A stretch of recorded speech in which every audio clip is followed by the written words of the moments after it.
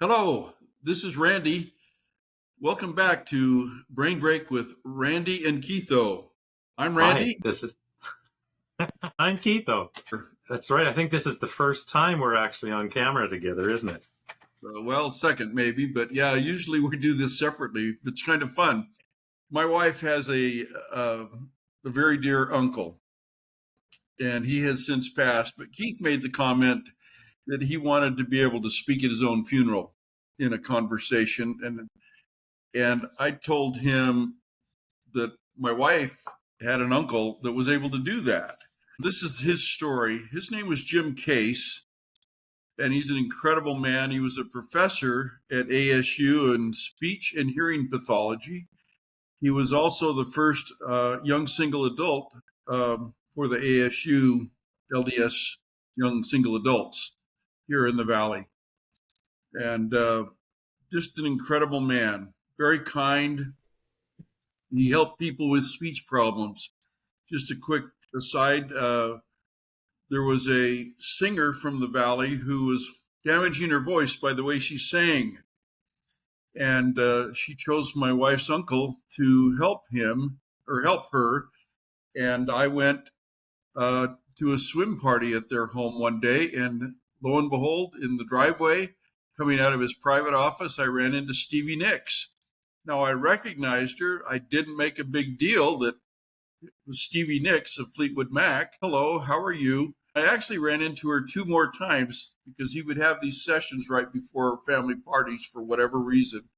Probably because his kids were in the backyard and wouldn't see her. Anyway, subsequently had a couple conversations with her because I was always running late due to business. And she was delightful. And my wife's uncle was able to help her save her voice. But he had an amazing career. He spent extensive time in both Japan and Brazil. But he ended up being too old to get a heart lung transplant. So they kept him alive as long as they could by having him inject medications into his body on a continuous basis. But he knew he was dying. His heart and lungs just weren't going to be able to support him. When that time got close, he worked to create videos that he felt gave an important message. The funeral happened about 3.5 weeks after his death, which I thought was rather strange, but I didn't know what was going on. The reason is because when you went to his funeral, there was all these people speaking Portuguese and all these people speaking Japanese. I mean, like chapels full of them. We were at the Tempe Center. They had a place in the chapel set aside. It was going to be the funeral would be broadcast in Portuguese and another place where it'd be in Japanese. And I sat in the chapel with family. Rooms in the meeting house? No, Okay. not in the church. It was, a very big stake center. They had literally set off these multiple rooms where you could listen to it in your native language. But the wait for time was so that people could be able to come to his funeral. But as you waited in line, there were videos that he made. It was incredible. Now he's talking to people that knew he was a member of the church, but he hadn't done missionary work with them. He did at his funeral because he bore his testimony in line.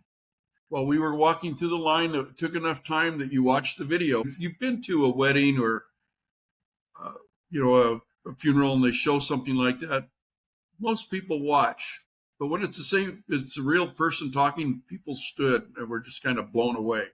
It was amazing. And so I watched two of those videos, get in the line to get into the funeral and into the viewing. I was amazed when I can't remember who was conducting. I want to say it was his son, his eldest son, but I'm not positive at this point. Anyway, he said, and now my dad would like to say a few more words. This is during the funeral itself, and they played another video.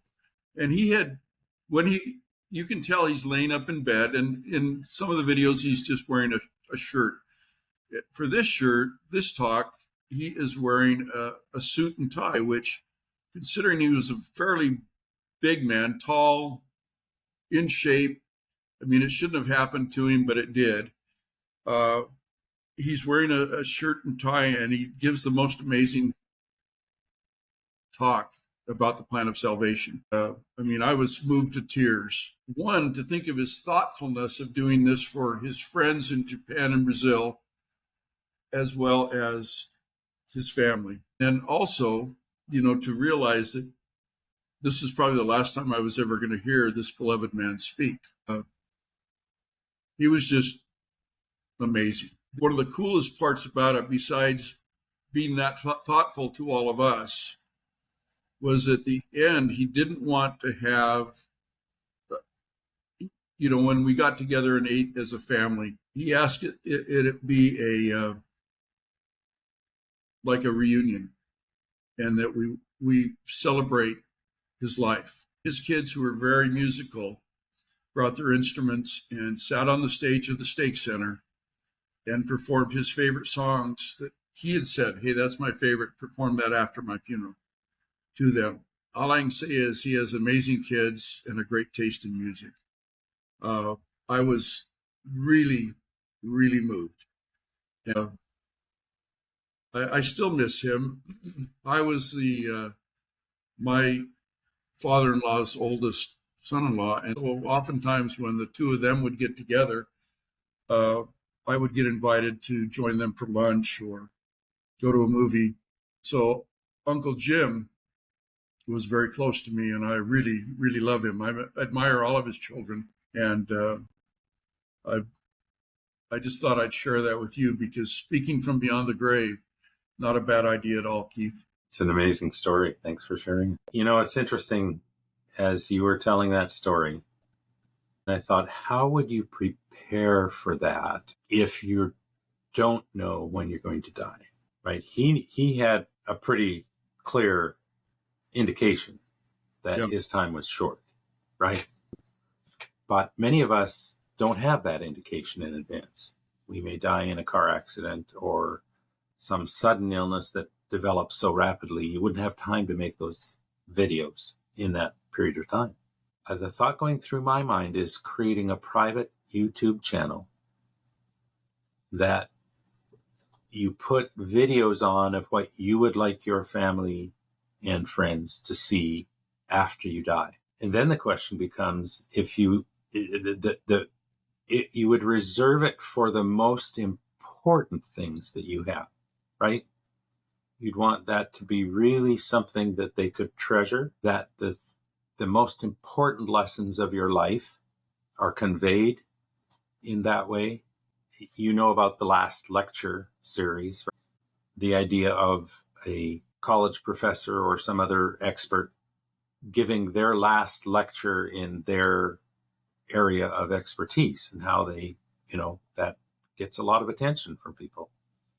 And sometimes there are people who give their last lecture without knowing that it's going to be their last lecture. But from a spiritual point of view, of just what you've learned about family, what you've learned about God, what you've learned about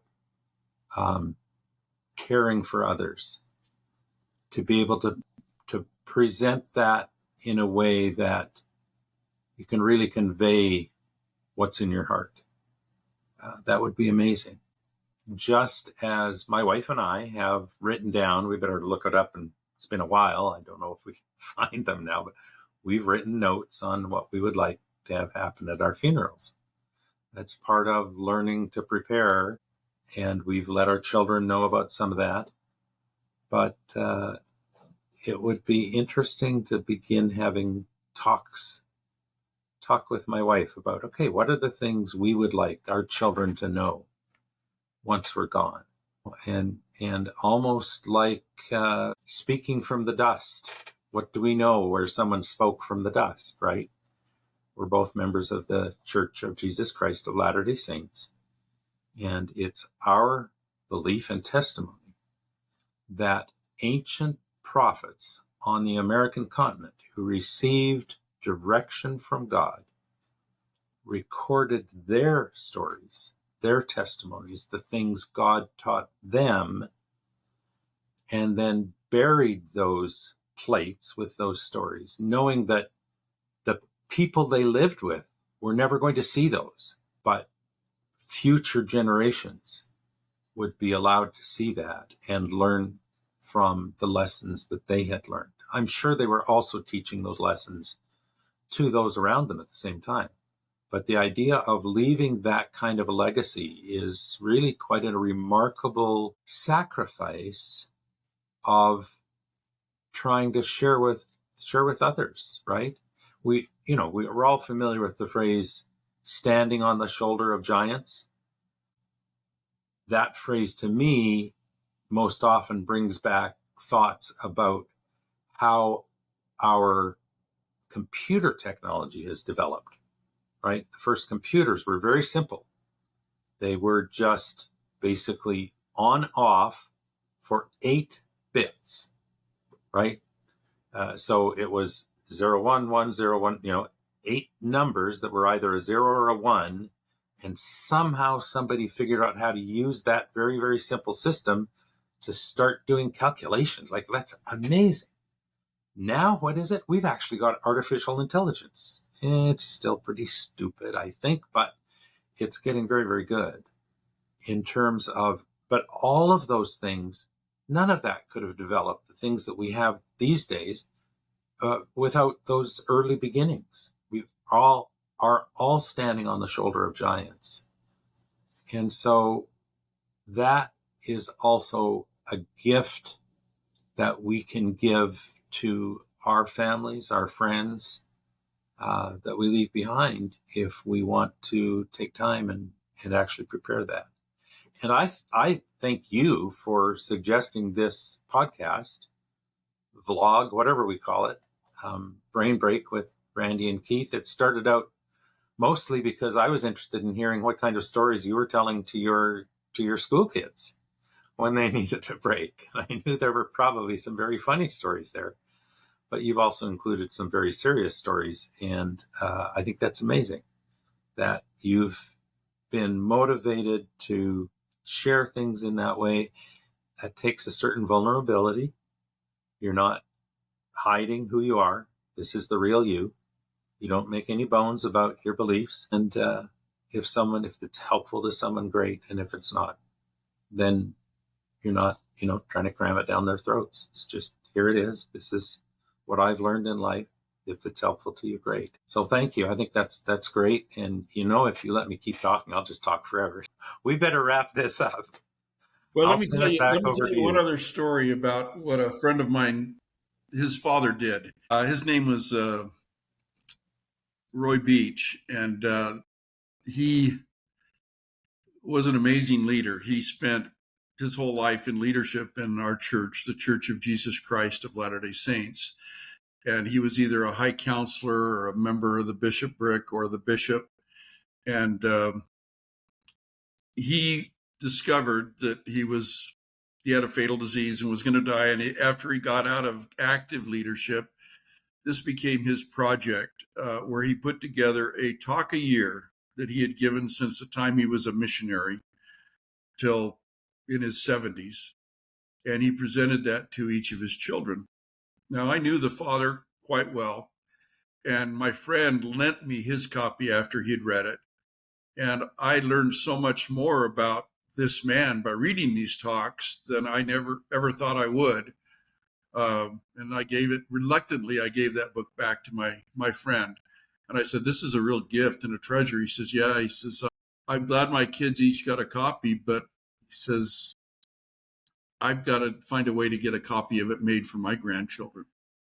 So I don't know how he self-published it, but what a gift to give to your children. And from the children, so his grandchildren that I know, I can tell that they know their grandfather through those talks as well as his memory because of the lives they're leading.